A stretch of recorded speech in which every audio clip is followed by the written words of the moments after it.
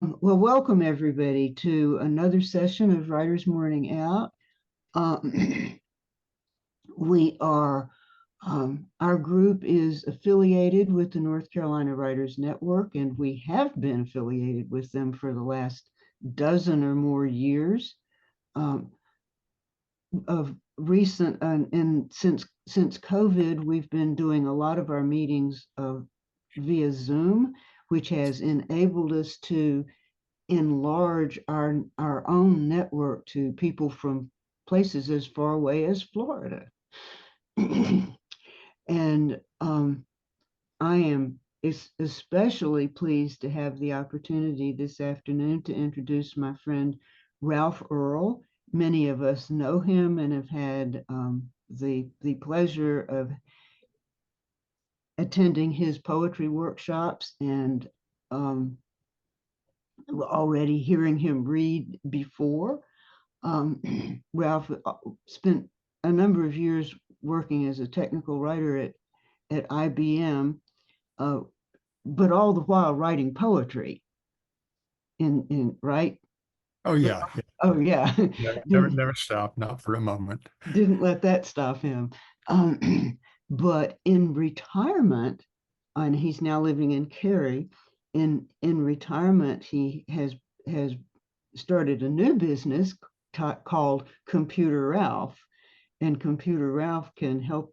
I think you help people with problems with their Oh, computers. oh, yeah, yeah. That's the whole point. Yeah, But yeah. but the big other thing that he does is design websites for writers, especially poets. And he designed mine, which you can see a really good example of his work at uh, Judith judithstantonauthor.com. And it was, and Ralph, it was a pleasure to work with you on that, to see just how much you know and understand about how to make this work. I appreciated it a lot. Uh, Thanks, Jude. Yeah. so I think we've got a good crowd starting together. We expect probably a few more to check in with us, but if it's okay with you, Ralph, I'm going to turn it over to you. Sure thing. Yeah, and so thanks a lot, Judith, for making this possible, and thank you all for coming on such a beautiful spring Saturday afternoon. I'm very excited that my book is out. Here it is. Everything you love is new. There's my daughter-in-law and my grandson looking out over a harbor.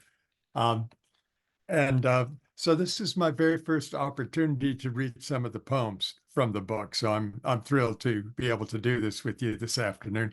I thought I'd read for 15 or 20 minutes, and then I could throw it open to questions at that point. I also prepared some notes on my poetic process to kind of give you a sense of how that works for me. And we could let the discussion go where you guys want it to go. We could talk about publication and the publication process, or so on.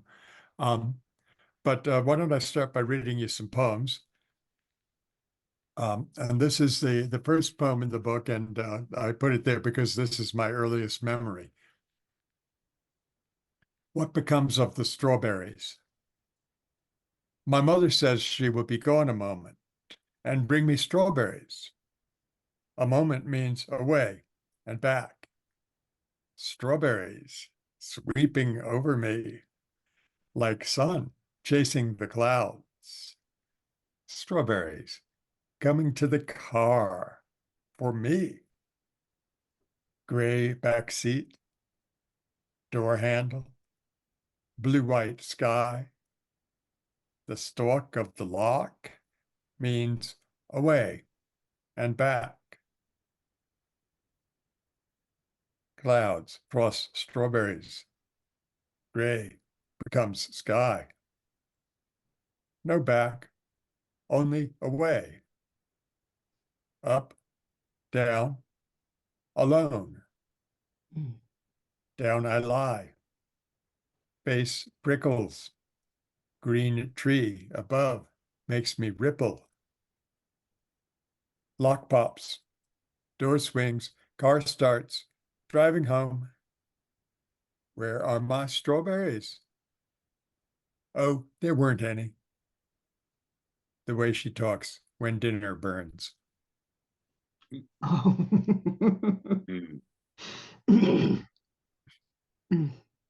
And on the theme of food, which will go from the sublime to the ridiculous here. This one is called A Man Like You Deserves French Fries. Behind a counter where flawless cabinets flick out straws, three machine tenders in green and white await my word. I call to one, a young girl near a tall thing, like an injection mold. Offer the change in my pocket for something thick and cold with chocolate she can dump in a cup. Her smile slides its fingers up my thighs. She says, "A man like you deserves French fries." Oh.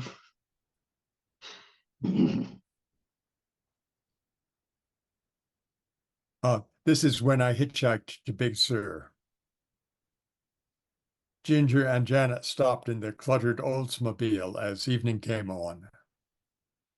20 miles down the coast, under spring rain clouds, we laid our sleeping bags on a deserted beach and told each other stories. A wild-haired stranger stumbled into our circle, clutching a bayonet in a shaky hand and shouting about the flashback he was in. Ginger and Janet lay quiet as sand dunes. Even as I told myself to hunker down too, something inside sat up a most sociable version of me and asked if he'd seen the sunset. As I chatted cheerily, the weird light drained from his eyes, and he left.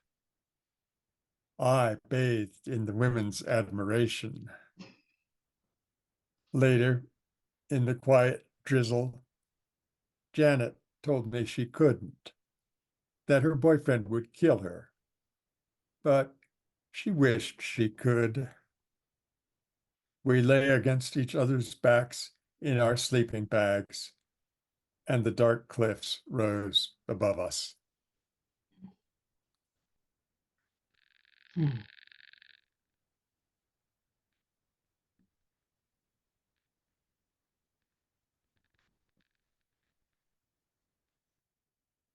So the book goes on to kind of an autobiographical section running through a lot of my life, and it starts back in the apple orchard in Connecticut, where I grew up, how we lost the beehives. Mr. Capuano, our apple man, arched his eyebrow and gave me a smile and carried off our baskets in his truck. We liked him. But in the spring, when the white blossoms came again, we had a new apple man named Ruta. Capuano didn't have the right to sell the lease, said my mother, with a tight shake of her head. One Saturday afternoon, when we returned from a swim, cars and trucks were parked all along the apple road. Men in soiled, rumpled shirts stood in the orchard around tables that had appeared from nowhere, heavy with food, and women in dresses with polka dots. We were witnessing a miracle.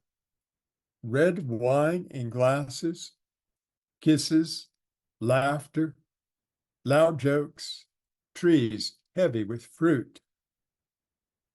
My father called Ruta from the crowd and had a quiet word. Ruta grimaced, and my father turned toward the house. Every spring brought fewer blossoms as the white painted beehives faded and grew empty. One spring, they were gone, and my father taught us to play baseball among the apple trees and poison ivy.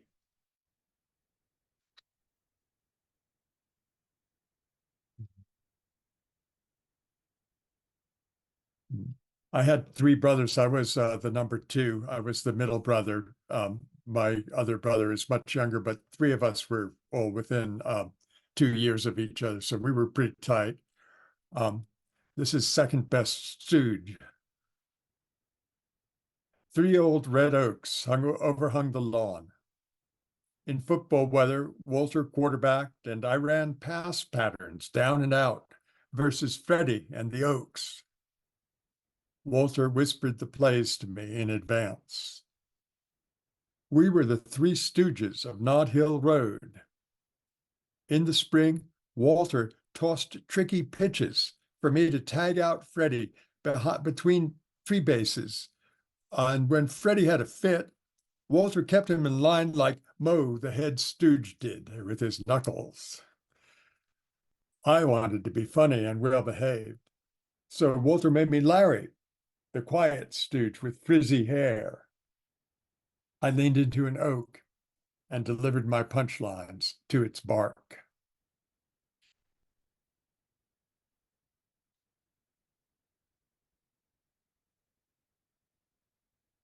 I've always loved being a father, and it's a big, important part of my life. And several of the poems in this book are about fatherhood.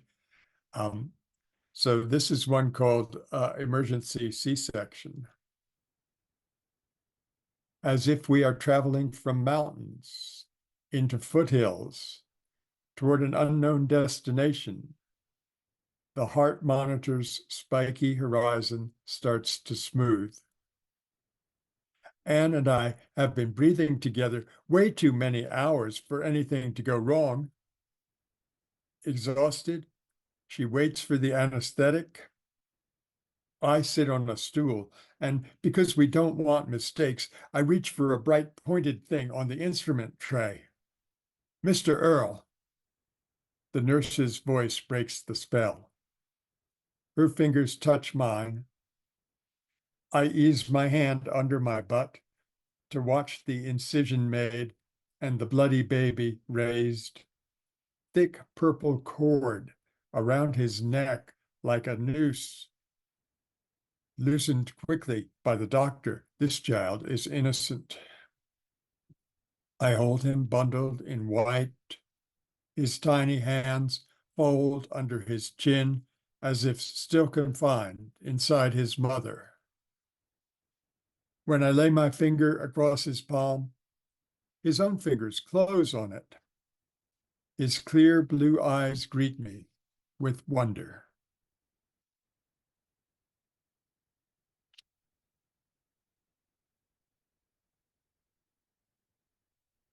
And along the same lines, this one is called Frog in a Cardboard Box. When my firstborn was little, we lived in a house that rattled on a quiet side street in town. That was in Sanford. After a spring rain, a rivulet ran down between the trees to a marshy spot back of the house, and a frog arrived. We watched it in the early morning and wondered where it would go when the yard dried out. And so we eased it into a cardboard box and drove to the countryside where a stream ran all year long. The frog sat shining on a slick rock, a jewel received and given. I woke up startled. I'd fallen asleep with the front door open, dreaming of that time when my child and I held something precious in a shoebox. Moths fluttered around the porch light. At my senses' edge, the velvet call of an owl.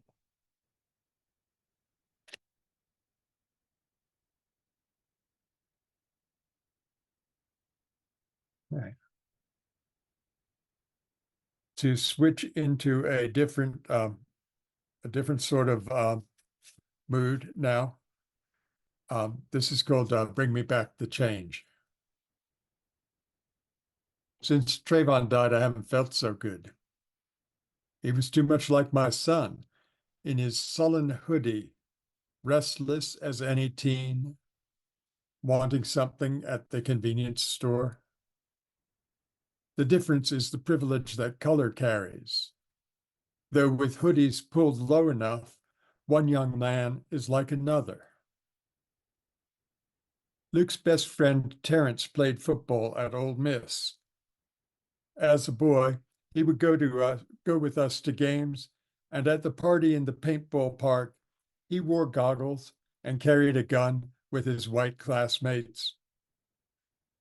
Luke would walk to Terrence's even at night, quiet, trying to outmaneuver the dark. He couldn't sit still. He wanted to move. He wanted to go to the store. I would give him a 5 and tell him, bring me back the change. One cloudy night last year, a black SUV followed me home. All I could think to do was step forward to meet the huge dark man who emerged. It was only when he reached an arm to hug me, like any young person with a family friend, that I recognized him, a man who had been a child. There is no firearm in this tale of what I fear and love.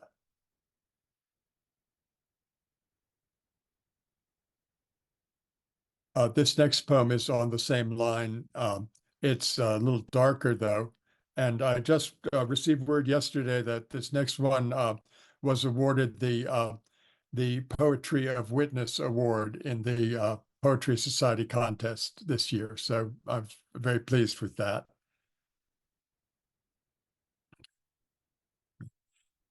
Another video. It's for Tamir Rice, 2002 to 2014. He is a large child, but if he were a man, he would be small. The video shows him playing by himself in a park under trees. No sound, no one around. He walks up and down with a toy weapon, pointing, then pointing again, as I did at his age, as my sons did in the backyard and at the paintball park. The child sits on a bench.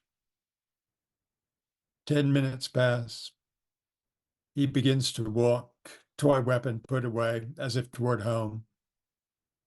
A squad car pulls up. 2 police jump out. The child falls. It is so efficient. Someone sick with fear must have called for this, called for a takeout order.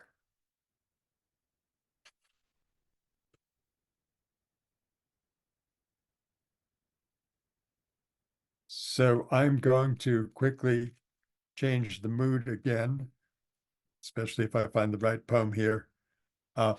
This is called Garth Brooks Plays Walmart.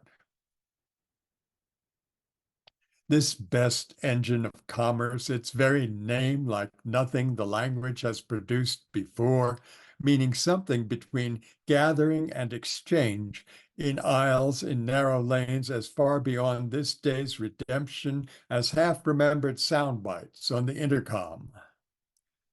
This building's soul a dusty, empty corridor where loading dock attendants shoulder bargains of every hue as we shoppers scurry among racks of clothing, as we hunt for our batteries, our toiletries, our cheap decorative doormats. And Garth Brooks, they say, is in electronics, in every electronics department, in every Walmart in the world, playing a catchy, glittery number for everyone who shops at Walmart or works at Walmart or drops into Walmart to experience Garth Brooks singing the Body Electric on a soundstage in Los Angeles while this best consumer edifice picks up his TV feed. Is this healthy? A dull man with a smile greets me. He's the doorkeeper. I float in fluorescence, my skin pasty, the dreams and despair of my fellow shoppers lapping at me like the mingled waters of discourse, recreation, and the purse.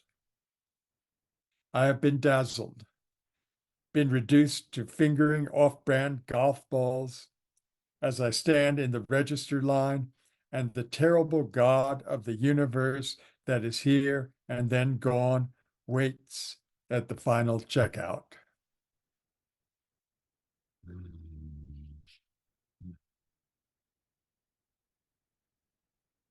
So a couple more. This is a recent one. In fact, it will be, I think it's in the current edition of Tar River Poetry. It's called Early Morning Light. A wren snatches breakfast out of the sycamore bark. The tussock moth caterpillar dances on an invisible thread. Ants in a line on the railing, always somewhere to go. Other creatures so motionless, they might be dust motes. Verbena flowers open at the speed of day. Birds vanish when my head nods. I watch leaves flutter. A small insect crosses the page. I breathe it to the ground.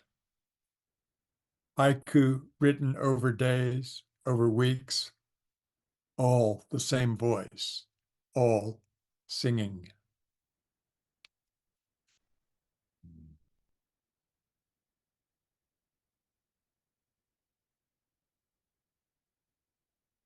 And one last one. I started with the first poem in the book, so this is the last poem in the book, and it's called "Let Us All Be Happy." This is one of these things. This is literally true, every single word. So I want to say that before we begin. Let us all be happy. The train glides through spring green, whistle moaning at every crossing, every seat taken, families eating sandwiches, two men behind me swapping recipes. Down the aisle comes the conductor, a tall woman, dark curls, white railroad blouse, pushing a waist-high transparent trash sack, half filled with plastic drink cups, hamburger boxes, water bottles. Ladies and gentlemen, she says, her reassuring voice filling the car. Do you have any trash? The woman on her way to relatives in Charlotte reaches across me to drop in what is left of her lunch. The conductor moves past a trembling lady with thin gray hair. Do you have any trash? Moves past her younger companion, past the men trading recipes. Ladies and gentlemen, says the conductor, let us all be happy, ladies and gentlemen, as we slowly take our leave of this world, so random and so transient. Let us all be happy. Thank you.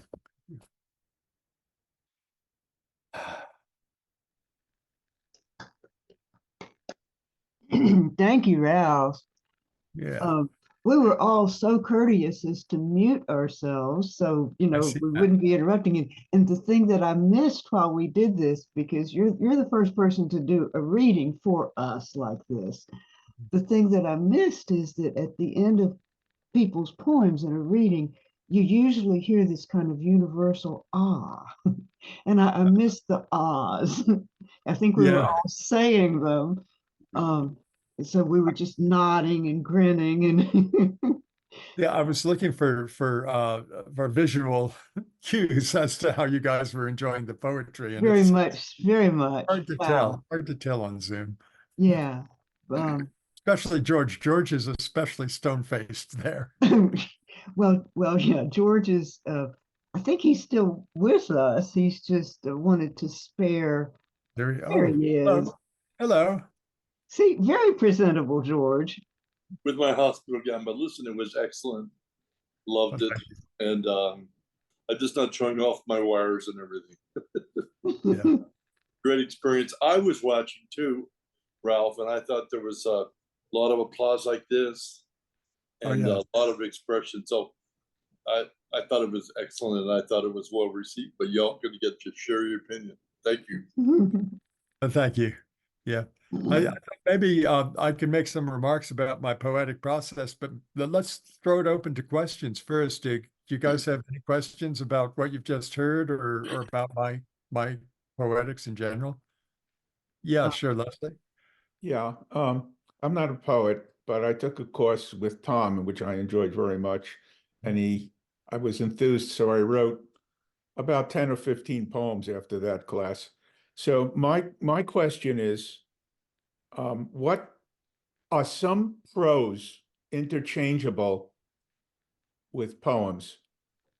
Hmm. Well, Because I have short prose and long poems, and I want to switch them around a little, yeah. you know. No, that's a great question, and I think we're living in a time where the distinction between the two has become blurred. There's a lot of intersection going on now, and you have prose poems, and then you have flash fiction, and you have you have little poetic memoirs or poetic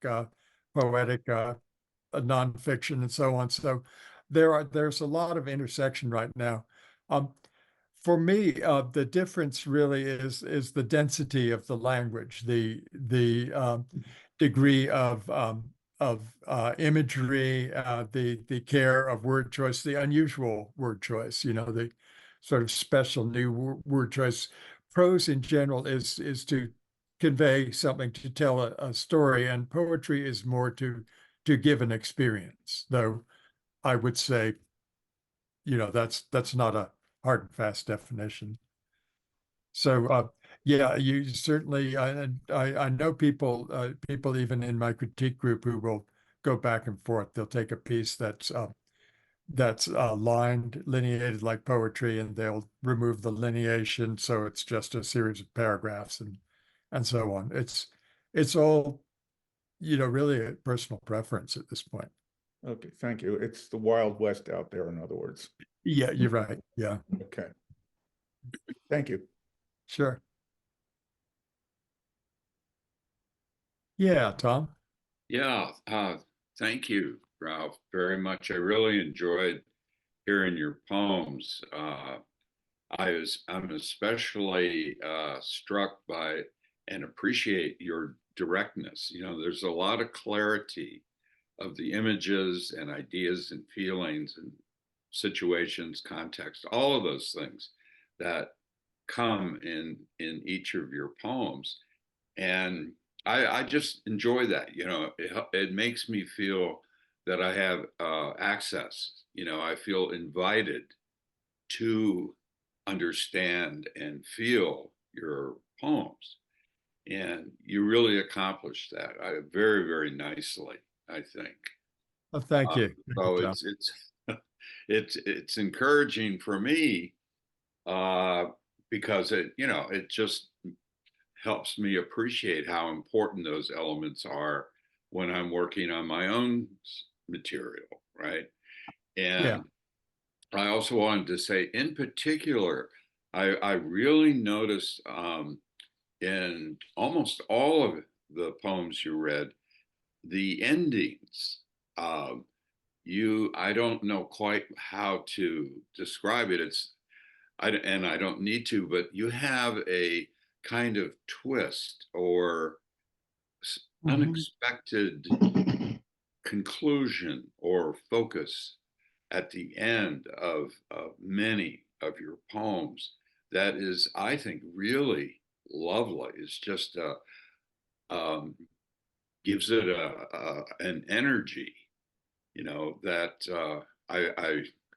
anyway. It's just something I was very aware of, and I want to ask you how you do that, but I don't know if that's a fair question.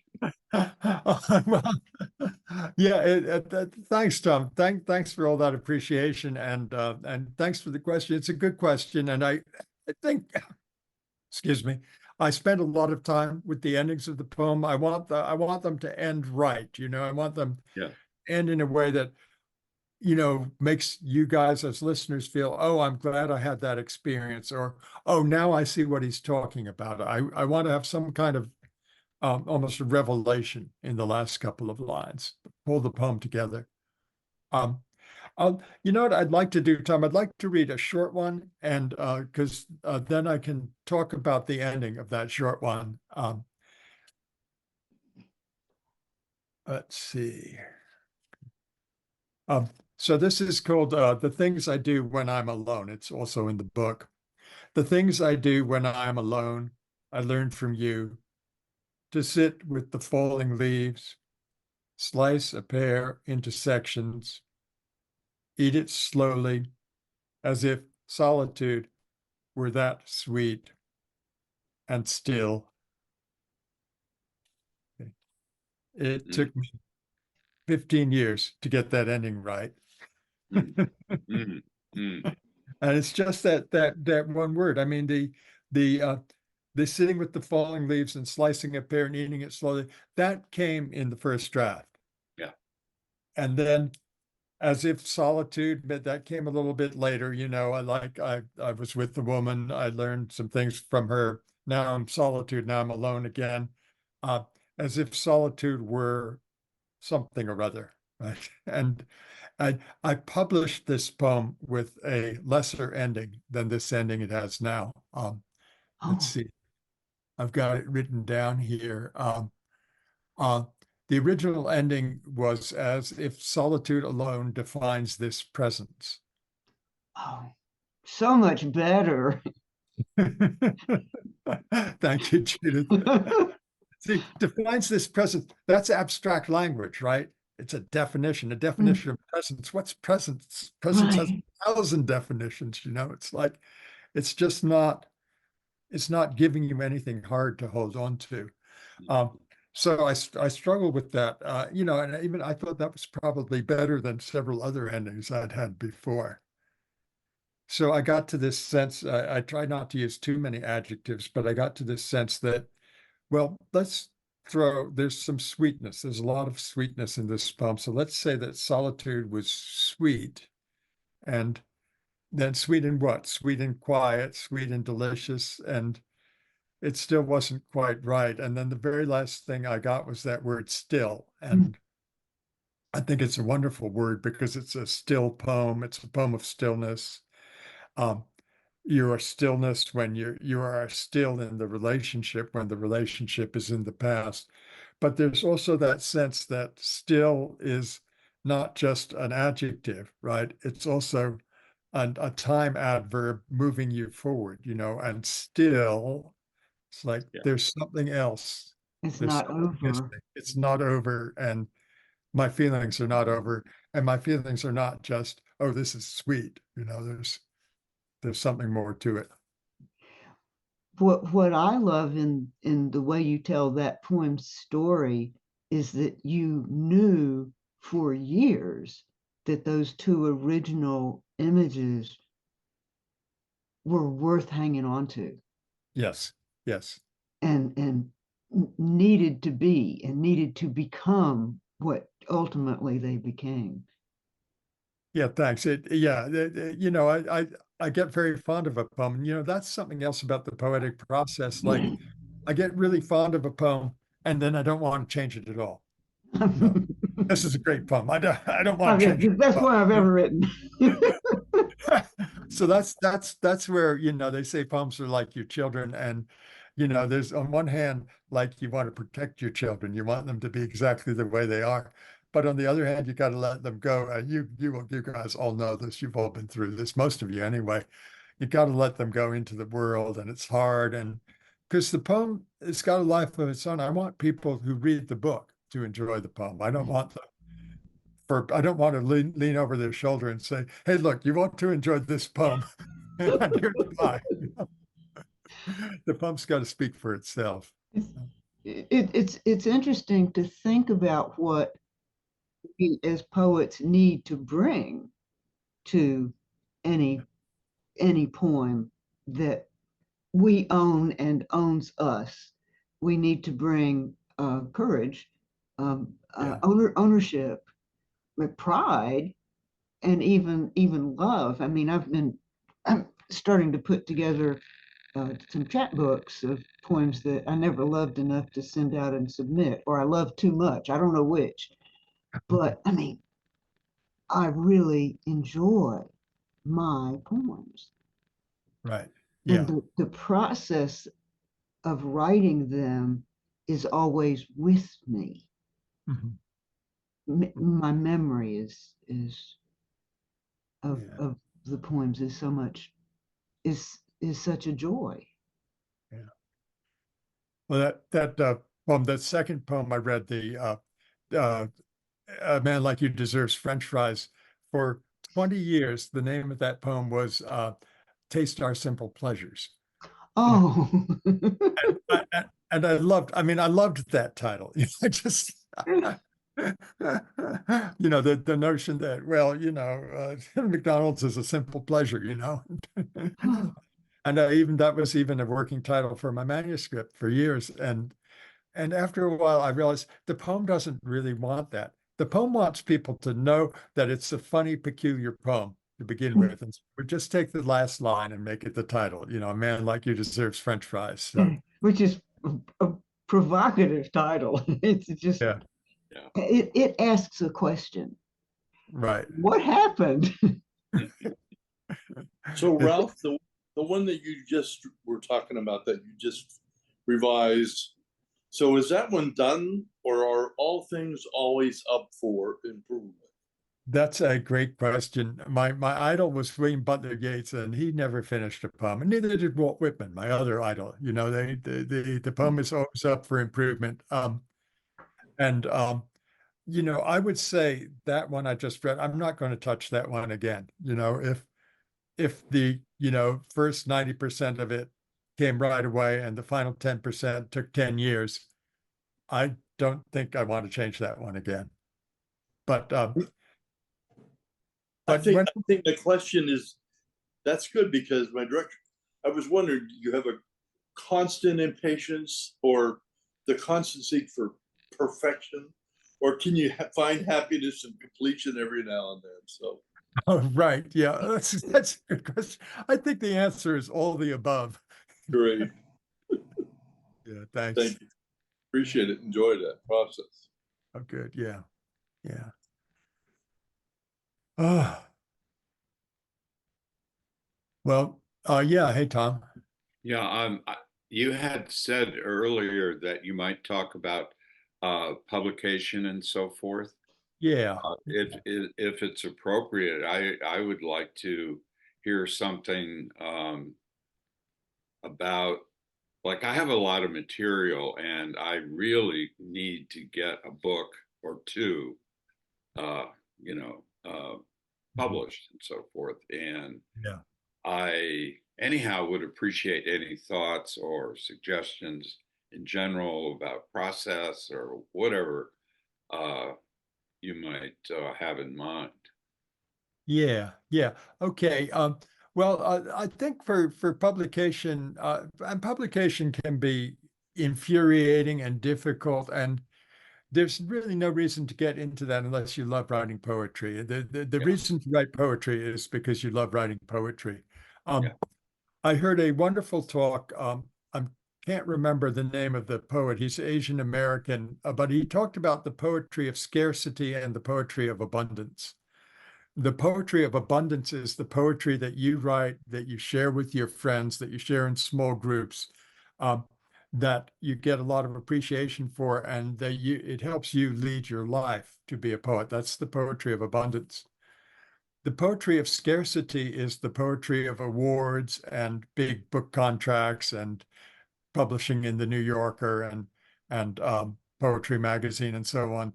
That's the poetry of scarcity because there are so many fewer places than the number of us out here writing. I mean, if the New Yorker gets 8,000 submissions for every poem they publish, I mean, what are our odds? What are the odds of yeah, great poets getting published in the New Yorker? It's yeah, low for everybody. Um, so, with that being said, if your foundation is loving writing poetry, then venturing into the waters of publication is not all that difficult. Um, some guidelines are, being assertive, and believing in yourself. You are writing, you are writing good poetry. And also looking out for opportunity, like, how can you make your poetry better? How can you get it in front of people? How can you get recognition? Most book publishers want to see that at least half the poems that you're submitting were published in magazines. And I also kind of want to emphasize that online publication is really the way to go these days. The the print magazines, they're great, and there's some wonderful ones, like Tar River is a wonderful one in our area, but it can be easier to get published online. If you're published online, the poem is going to stay there. People can find it by searching on Google. It's not like, if you were published in the Asheville Review, that's wonderful, but then it's going to vanish. If you're published online, it's not going to vanish.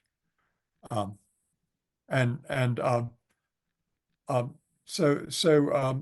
other thing about online publications really build community in a way print publications don't. They have readings, and people can comment online on your poems. And in fact, some online journals, there's one called Triggerfish Critical Review out in Washington State.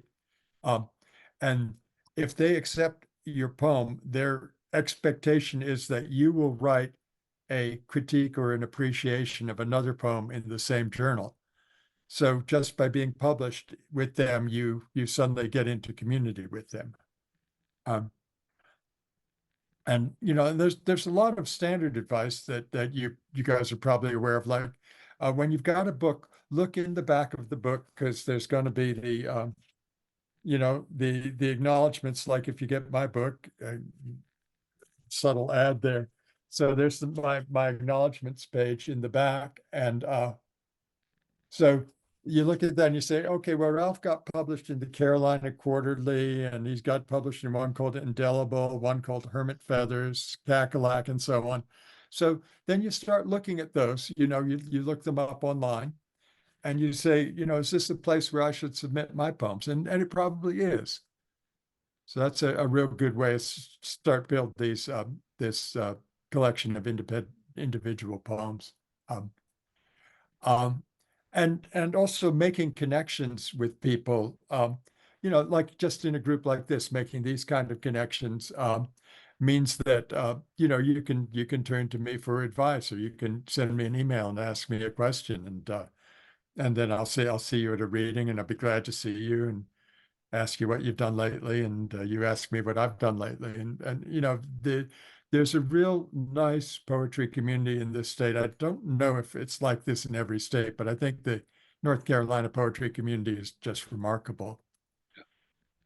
The Poetry Society and the Writers Network are both remarkable organizations, and they both have lots of help for getting published. Okay, so Catherine's asked a question here, mentioned that online magazine again, please. Okay, this one that I mentioned is called Triggerfish Critical Review.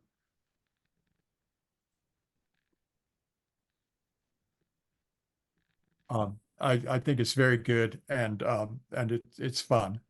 These magazines can be really surprising. We call them magazines, but who knows what they are? They're public. Yeah. Yeah. I've got a good friend he only wants to get published in the very, very best places, right? So as a result, he doesn't get published much of anywhere.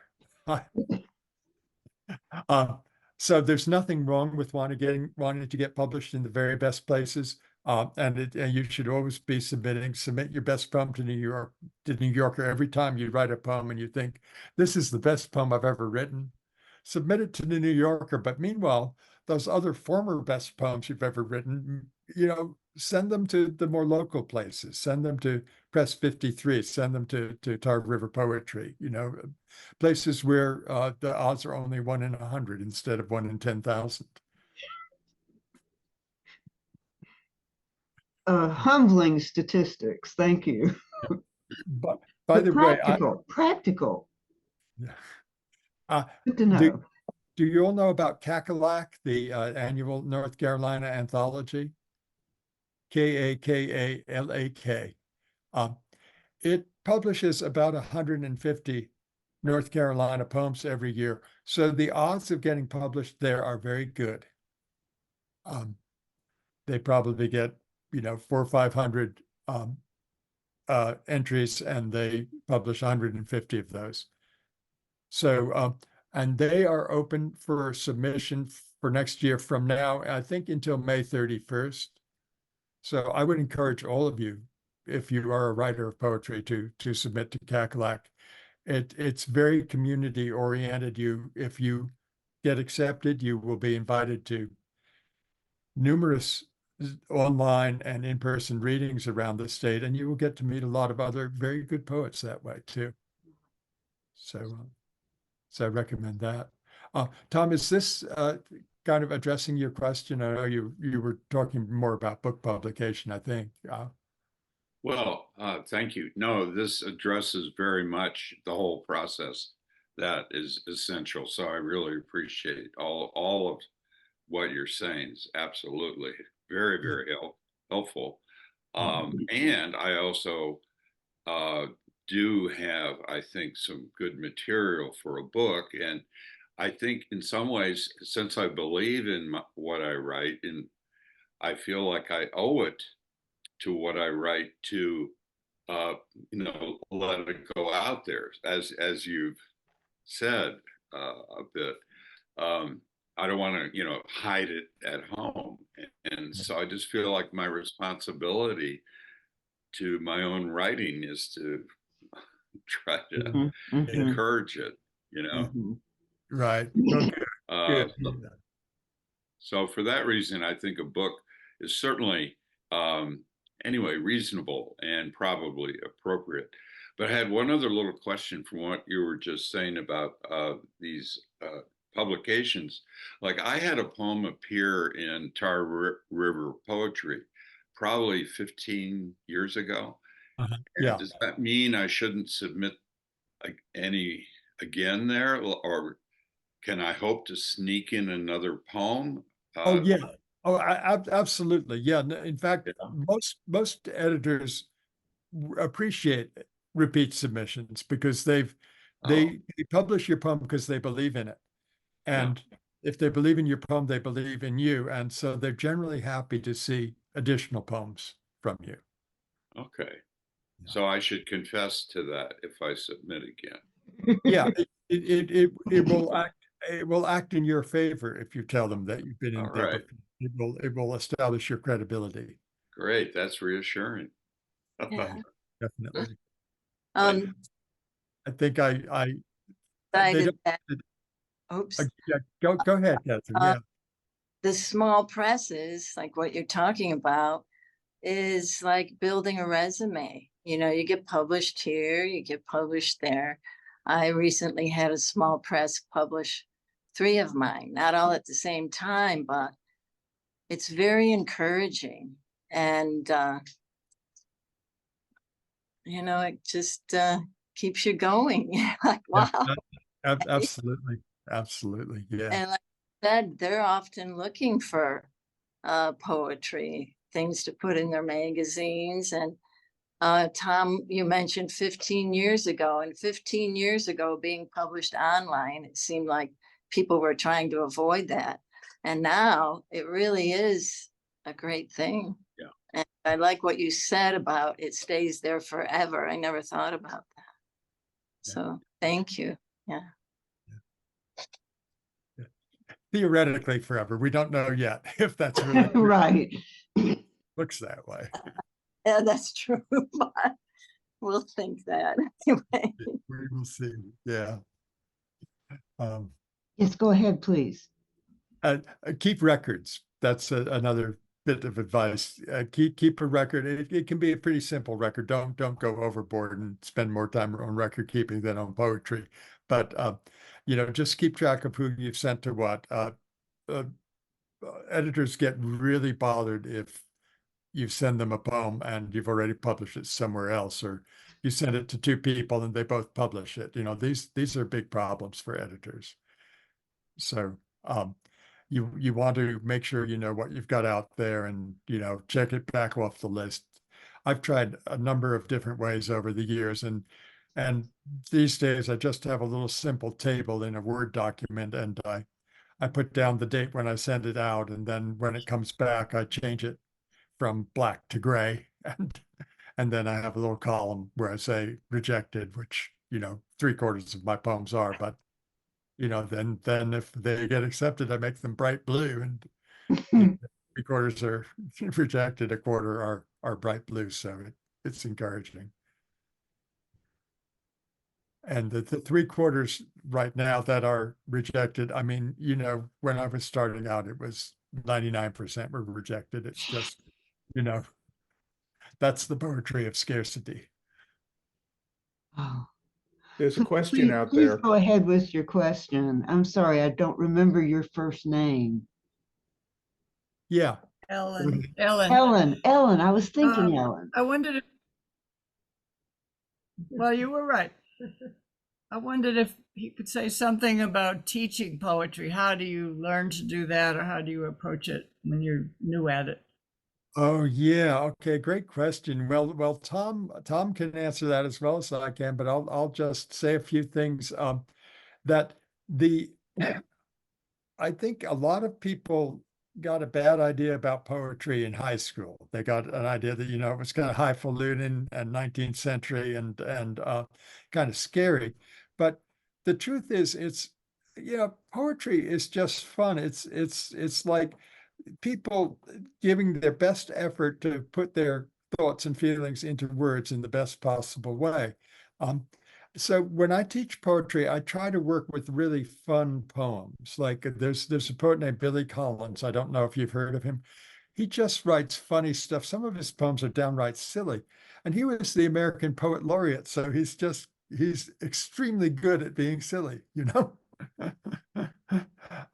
So I talk about Billy Collins's poetry, or I read them to people. Um, and then I get people to experiment. I get them to experiment with, you know, fairly simple stuff that stimulates their imagination.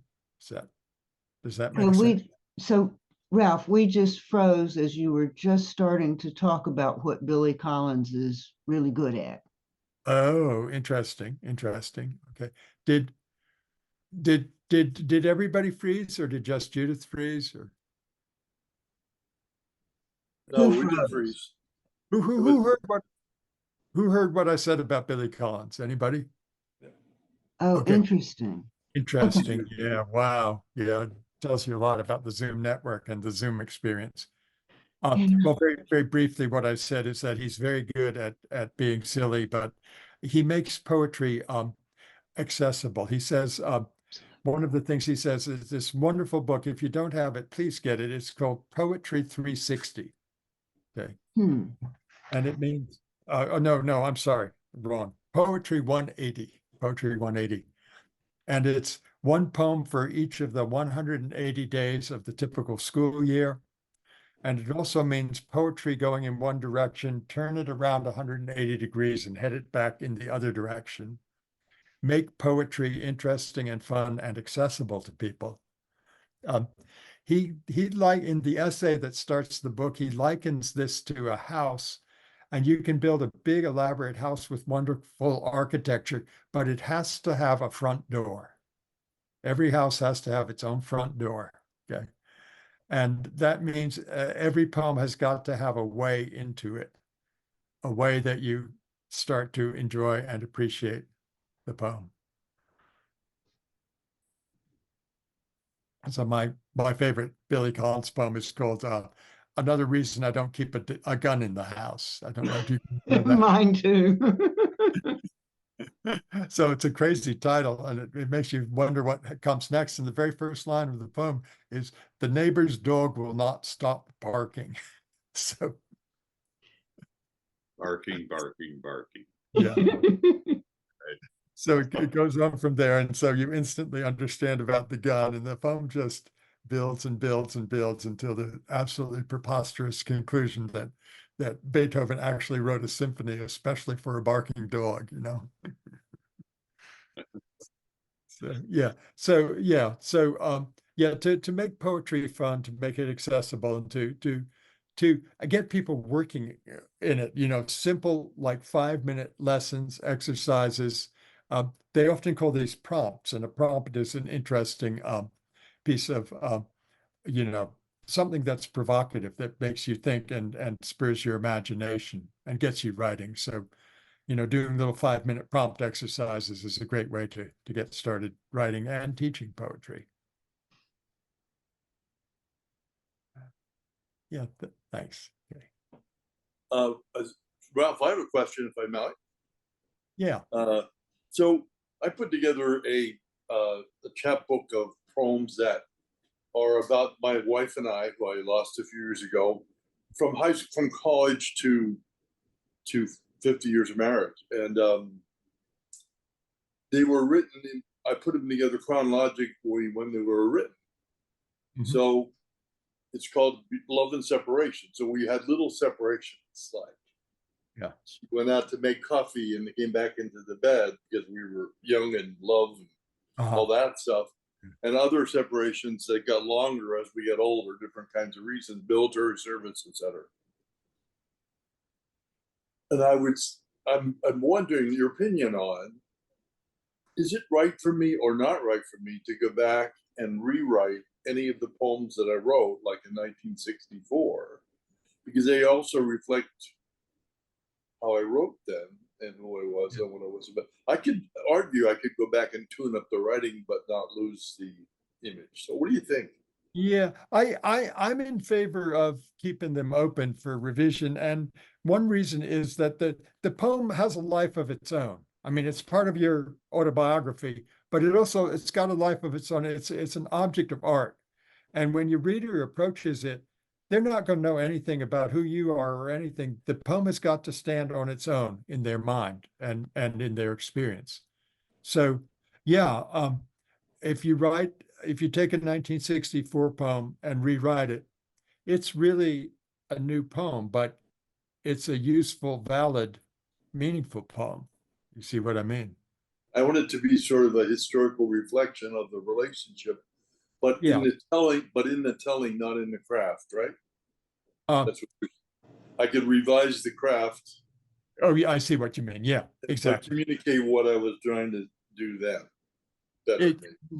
Exactly. So it can still be a historical record and an emotional record, or a historic record of emotions, with 21st century craft, with put everything you've ever learned in your life into the presenting of this material now.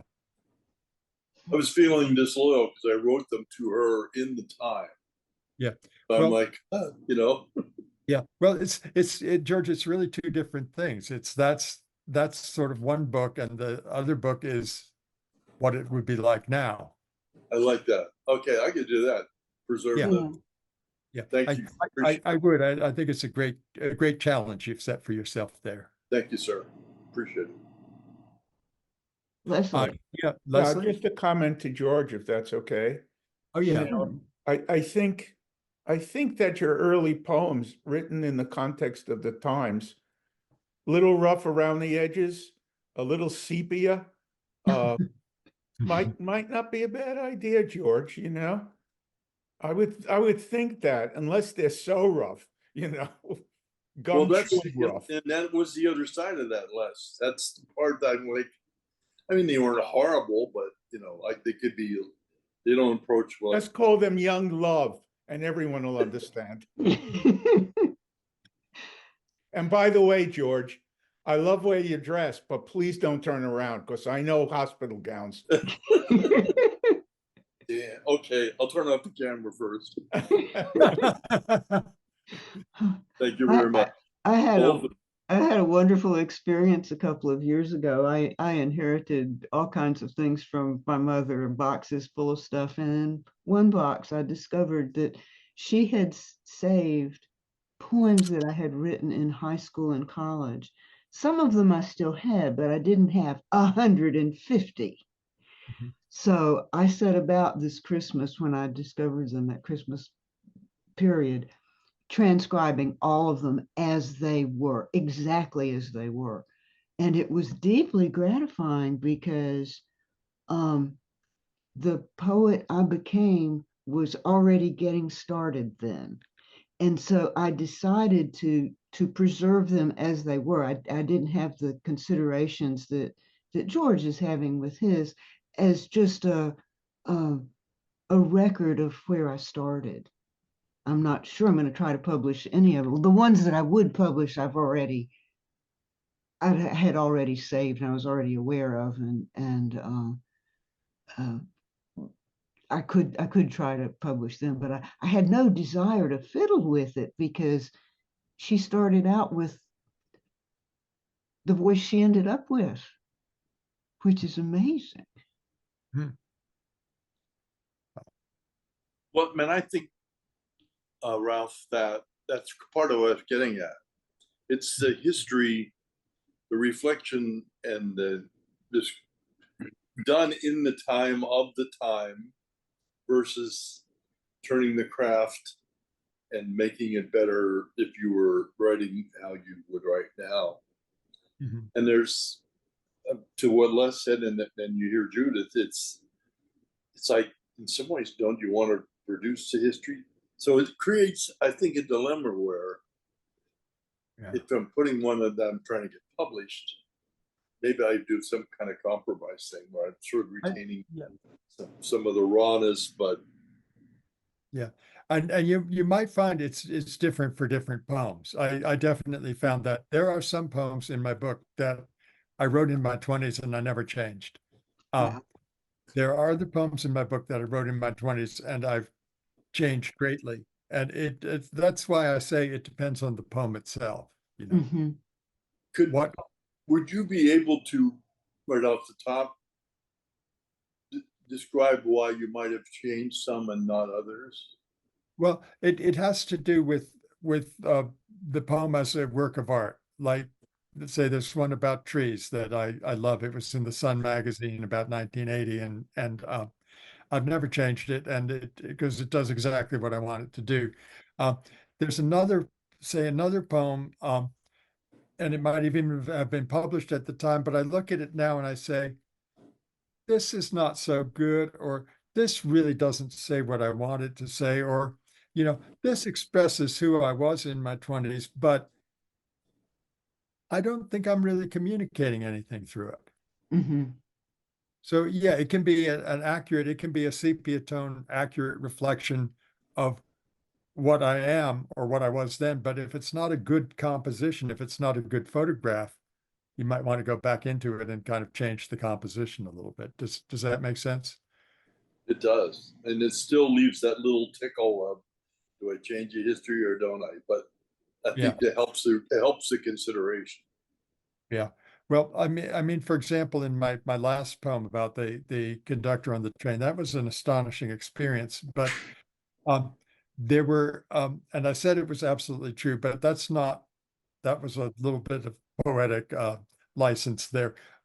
I changed 3 or 4 of the words she said in that last stanza, to make it to to give to give because I was just blown away by this. Everybody was black on the train, including the conductor, and she says this incredibly profound thing just off the top of her head while she's pushing this trash bag around, and it just blew my mind. And I wanted to convey that experience of having my mind blown on the train. Um, so I had to change a couple of the words that she said to really get that experience across. I can see George is otherwise engaged right now. But no, that's the whole point. You don't have to be literally true. You can change little things, change people's names, change the men to women or the women to men. You know, you don't owe a debt to history. What you owe a debt to is the truth of your emotional experience. I like the way you said that. Thank you. Um, I would love to go back to the poem that you started us with because it instantly became a prompt for me. The Strawberries poem, which you Huh. say is your earliest memory, and I instantly am going, oh, what is mine? That sounds like a fun exercise. Yeah, excellent. That's all I want to say. I thought it was just a great idea and an inspiration to play with that notion. Oh, that's great. Thank you, Judith. Yeah. I think my earliest memory is going to be the day that I decided when I was no, not quite 3, that my beautiful long curly hair was too long. And when they put me down for my afternoon nap, I got the scissors and cut it off. Whoa. And the curls, when it grew back out, the curls never came back. Wow. So it got its revenge on my 3-year-old arrogance. So that's going to get written. Thank you very much. Revenge on your 3-year-old arrogance. That's quite a statement. Wow. So I want to just tell you guys what I look for in poetry when I read it. First of all, I want a good experience. I want the poem to immerse me in a little movie. Say, even if it's only takes a minute to read, I want it to be a 1-minute movie, and so I can kind of savor it, kind of taste it. I personally happen to like poems that are uplifting. I think life is a miracle, and even we live in very difficult times, and they might get more difficult. That does not stop the fact that life is an incredible miracle, and so I like poems that assert that. I like poems that believe in life. You know, I don't like poems that just talk about how miserable it is and that we're all doomed. And no matter how artistic you can do that, it's not going to appeal to me. Um, so if I get the, being immersed in an experience, if it's an uplifting experience, then I'm looking for music. I'm looking for fresh language that's musical. I'm looking for striking images, things about the language itself that is interesting. Saying things in a fresh way, in a way that has never been said before. I mean, they say that there's no new ideas, and that may be true, but there are definitely new ways of expressing the old ideas that we've got. So that's really what I'm looking for in a poem. So how about you guys? What are you looking for in the poems you read?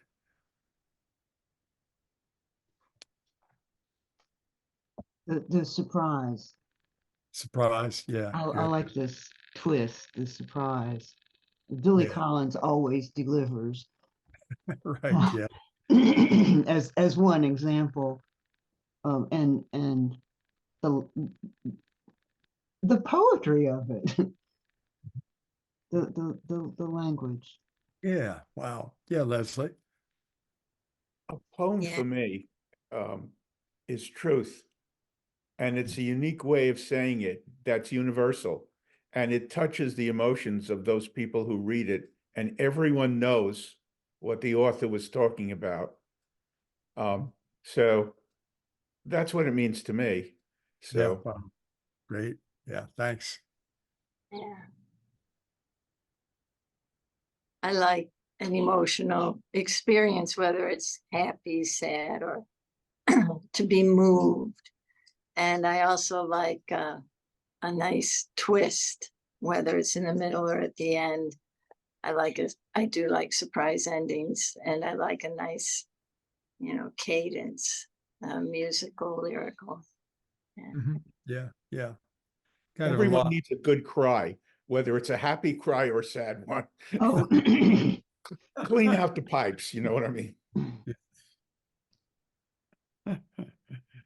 And Robert Frost famously said that if the poet's not crying when he writes the poem, then the audience is not going to cry when they read it. Hmm.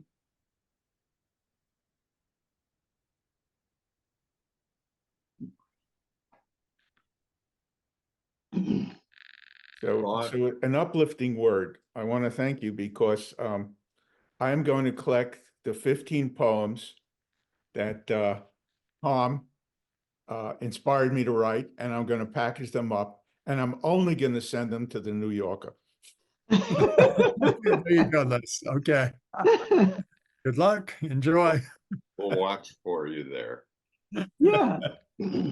Well, Ralph, you already answered a question that I had, and I appreciate, and I just wanted to thank you for it. And that is how you have a responsibility to keep track of what you sent where and what got rejected where, and then blue flag the ones that got accepted. And Yeah. and it's got to be a simple method. One of the things that has discouraged me from submitting all these years is I once knew a poet who just had, oh, the most complicated method, I thought, of keeping track of everything she sent out. And I can't do that. Keep it as simple as you can. Yeah. Works. Yeah. Yeah, I have a children's Halloween notebook that I got, I don't know, 30 some years ago. And I have a log of all of my poetry submissions. It's like just write a line, where I submitted, the date and what, and then I give it a star if it gets accepted. And just having that, I trust the paper. I'm just terrified that if I have something, on electronic, it might disappear, or who knows, But I just feel so reassured and also proud of, my little children's Halloween notebook. It's got a scary witch on the front and stuff like that. Oh, And what a good idea. yeah, I don't know, it just feels so right. And because, as you've already said, it's so simple. And I really couldn't mess it up. And even after decades, I can't forget how to do what I started, And anyway, I really treasure that log now, even for all the rejections. Well, it represents honest effort. Yeah. Persistence. Yeah. Maturity. And good luck too. Uh-huh. Well, no, if they publish you, that's not good luck. Yes, it That's is. well deserved.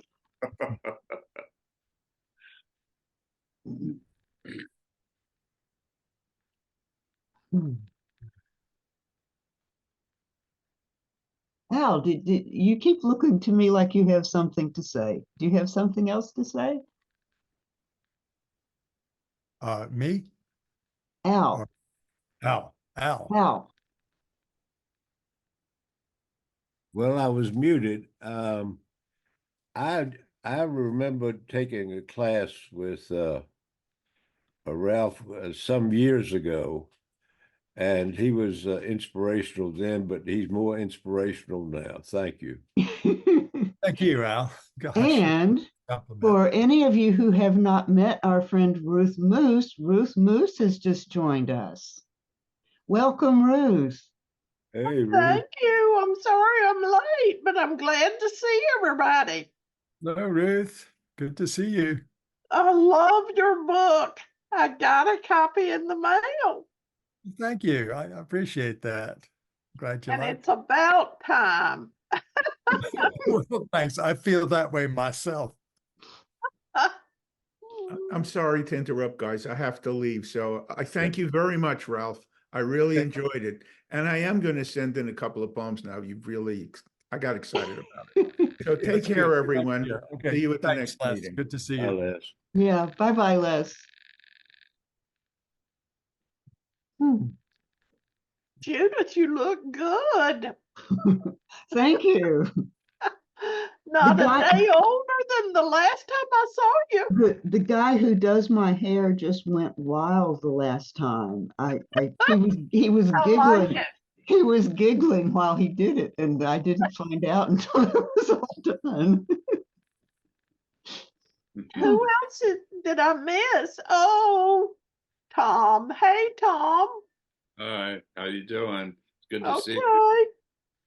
I missed the community college there. There's a wonderful one here, but they have no literary classes. Oh, Well, we're struggling, Ruth, to revive the creative writing curriculum, the Con Ed creator. The pandemic, Yes, the pandemic did a lot of damage. especially in that case. Yeah. and if I can say, and this is also a question, Ralph, but you know, the state legislature is not willing to provide funds to support a lot of creative instruction in general. Really? Yeah, they just don't. They feel it's a waste of money. Uh, anyway, that's you know, that's an issue. So we're trying to do the best we can, at least while there's no real budget provided. But my question is, to all of us and to Ralph is, you know, if we know of other resources, let's share them. So I'm just wondering, Ralph, what you may have found in terms of instruction, you know, workshops and so forth. Well, I mean, that's really problematic. As you say, you know, a lot of the politicians are they don't understand the meaning of creativity or how intrinsic it is to human endeavor. Um, but there's a lot of people out there who run their own sets of workshops, or there's organizations like, say, Press 53, for example, or the Poetry Society, or the Writers Network. And we've really got to count on organizations like this. And Carborough has a very good program. They've got a poet laureate, Liza Wolfe Francis, right now, who's young compared to all of us on this call, and very active. You know, in terms of the Carborough West End Poetry Festival, getting good writers for that, having good workshops at that, and so on. So I think we have to count on sort of individual self-help. This is a real bottom-up thing. It's not Bootstraps kind they're of not going to help us from the top down. Yeah. I'd like to add to your list the Poetry Foundation. If you go to events, they have workshops on all aspects of poetry, and also a poetry book club, which I am enjoying very much. Lovely, And yeah. yeah, and another one, let's see. Oh, you know, Charlotte Lit, they have a lot of great courses too, if anyone's interested. So those are two places I go to often. Yeah. So you said it's Charlotte Lit? Yes. Yeah. Okay, thank you. You're welcome. It makes me wish I lived in Charlotte. You know, Yeah. really. No, you don't. You don't North. want to live in Charlotte. I live an hour away, and that's close enough. Okay. My daughter is about 3 hours away from there in North Carolina. She's in Whispering Pines, Moore County. Yeah. Which So, is yeah. has a lot going on. They have a wonderful magazine called Pine Straw. Yes, it's Yes. awesome. And Yes. every month they run a poem and they pay for it. Yeah. And they also have book news. They publish book reviews, and they have a wonderful bookstore there, but they have a lot of things going on in Southern Pines. Albemarle is very small. There's not a lot going on. And I think about teaching, and then I think about how much work. Oh, I know. Yeah. So I'm guilty of not helping out, I guess. Mm. We do get to retire. I know. What will that feel like? I mean, gosh. I have no idea.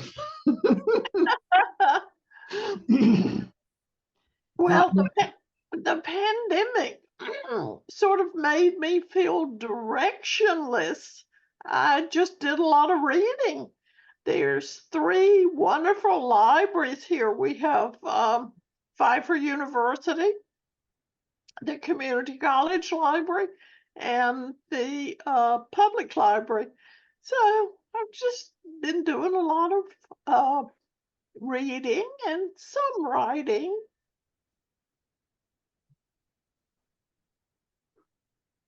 But I miss a literary community. Ruth, do you find that you have a literary community online, going to these various Zoom calls that have come up since the pandemic? Yeah, Zoom has totally saved my life because I do keep in touch with a writer's workshop I had in Pittsburgh. And it's wonderful, but it's not the same as. It's not the same. No, you're shaking your head. As being in person. Well, I'm having a really good experience with the critique group that I'm in because we're kind of scattered, the 4 of us, and we meet very regularly, very faithfully, weekly, often usually by Zoom, but we agreed that it helps us, it just helps the feeling if we meet once a month or so in person. And that's a good blend for us. It's a really effective mix. Yes. Yeah, it is.